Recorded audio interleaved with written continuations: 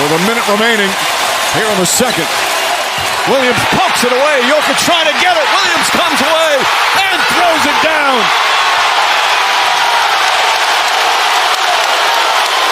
Thunderbolts from the OKC defense.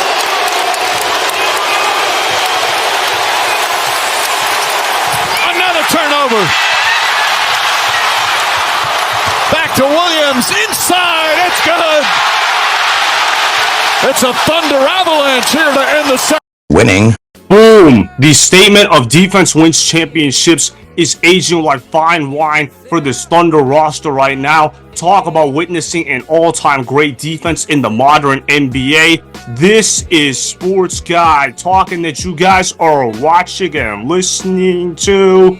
I am Dustin Tran, your host, as I am here today to talk about the Thunder steamrolling the Nuggets in Game 7. The Thunder were able to defeat the Nuggets in Game 7 by the score of 125-93. Of course, Shai Gilgeous-Alexander led the way for the Thunder with 35 points. Before I say anything else, though, I want to present you guys with a topic question. So, here it is. Did the Thunder prove to be the clear favorites to win an NBA championship? Absolutely. I have been high on OKC all year long, even before the season started. I was asked during NBA preseason who would win the NBA championship before the season started, and I replied, the OKC Thunder. A lot of people were saying, OKC, how's OKC going to win a championship before the year started? And I thought in my mind, man, they're going to have an excellent defense. Their core is going to be playing really good together on offense. They're going to play together as a team. They're going to share the rock, and their defense is going to play at an all-time elite level. And guess what? OKC has done exactly that. Their defense has been playing at a high level, and their core loves playing with each other so much that you can just feel the chemistry that they have together on the basketball court. Yeah, you can rave about Shai Gilgeous-Alexander all you want. He's my MVP pick. But you look at the rest of the Thunder roster, and you have to be incredibly impressed with them. It's not a super team, but in terms of how the modern NBA is built, they might as well be the equivalent to a super team. They're the best team of the 2020s. They have Alex Caruso, who's one of the best bench players in the NBA. He's a great perimeter defender. He also has the ability to knock down three-point shots at a high level when his offensive game is on. You look at Casey Walsh, you look at Aaron Wiggins, you look at how Chet Holmgren, he's one of the better defenders in the NBA, especially at the power forward position. Isaiah Hartenstein, he's a beast at the 5. He doesn't put up numbers, but when you watch the tape of Isaiah Hartenstein, you say to yourself, wow, he's an excellent defender, and he knows how to dunk the basketball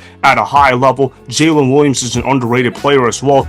Dort is a great perimeter defender, and the Thunder are just loaded with weapons all over the place, especially on the defensive end of the floor. They can switch 1 through 5. They can play defense in the paint at a high level. They can play perimeter defense at a high level as well. Everything about the OKC Thunder defensively just screams wow to me. As far as Mark Daigneault goes, I've been critical of his coaching at times for OKC this year. I feel like he has blown multiple close games, but he did a good job in Game 7 with making one adjustment, putting Alex Caruso on Nikola Jokic, because he understood that, hey, Nikola Jokic is a big guy anyways, so why not put a smaller guy on Nikola Jokic and just hit him as hard as possible, knowing that the referees were not going to call fouls on Alex Caruso. Now, granted, should Alex Caruso have been called for several fouls? Yeah, probably. But when you have a smaller guy on a big guy, NBA refs are probably not going to call fouls on the smaller guys. I know a lot of people are going to have issues with that, but that's just the reality of how games are going to be called. Good job to Mark Daigneault for creating that loophole in the rule book. But quite frankly, outside of that coaching adjustment,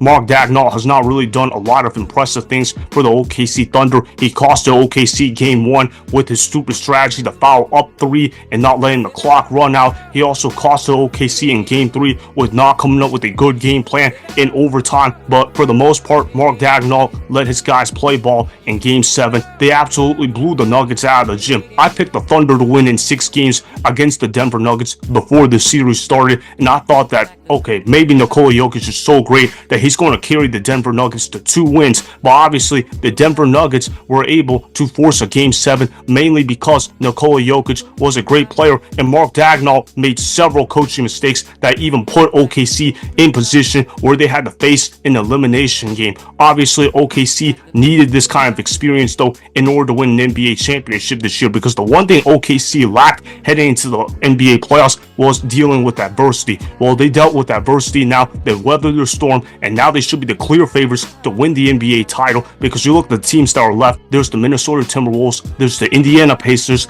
and there's the New York Knicks. All those teams should be beatable for the OKC Thunder. I also want to show you guys this clip of Nikola Jokic talking about the Denver Nuggets not having a good enough roster around him. He seemed quite dejected about the thought of his teammates. I can't blame Nikola Jokic for having this thought at all. If Nikola Jokic had even passable teammates, they probably win this series against the OKC Thunder. Roll the film. You feel like this team could still win a championship as it's put together now? I mean, we didn't, so obviously we can't. If we could, we will win it. So I don't believe in those if stuff. So we had the opportunity, we didn't win it. So I think we can't.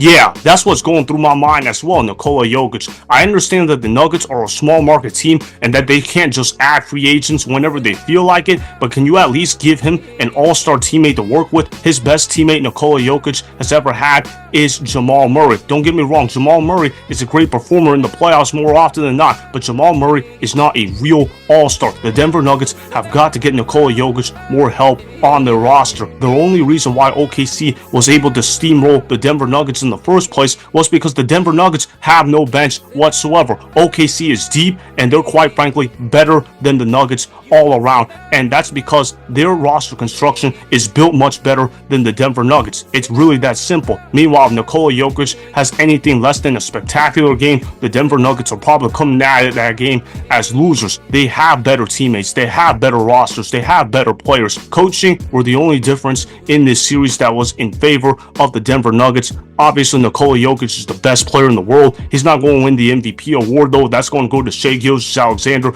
mainly because the guys that are voting for the award have already made up their mind. Either way, though, I'm good with whoever wins it. I don't really care. At the end of the day, though, I voted for Shai Gilgeous-Alexander. But again, in my mind, if you want to vote for Nikola Jokic, that's your right to do so. I'm not going to argue with you whatsoever.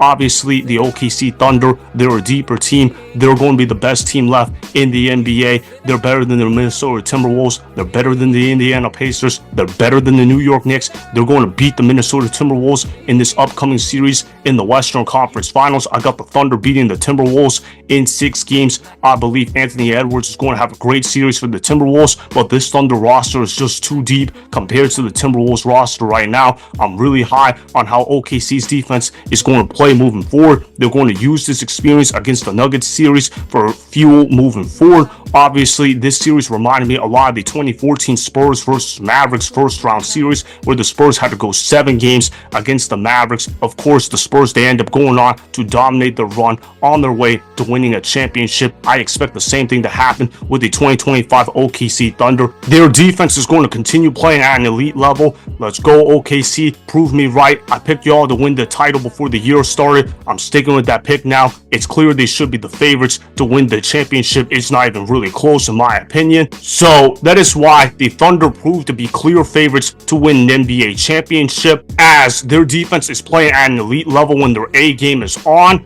Remember, go ahead and subscribe to Sports Guy Talking. Like the video and please comment down below. If you guys do that, I may shout you guys out in my Instagram story every Monday. That will be for the @DustinNashTran Instagram account. Make sure to follow me on Instagram @DustinNashTran, and that's Sports Guy Talking. Also, go follow me on Twitter @DustinNashTran. Again, go ahead and do those things that I just told you guys to go do. Hopefully, you guys enjoyed the content that was just produced. Peace out. I hope you enjoyed that video. Want more Sports Guy Talking, the home of great sports content? Make sure you click that subscribe button to get the latest from Sports Guy Talking. Go ahead and like the video, comment down below, check the description box on the video in order to follow my Instagram and Twitter. Also, be sure to check out more of the best clips from the YouTube channel Sports Guy Talking.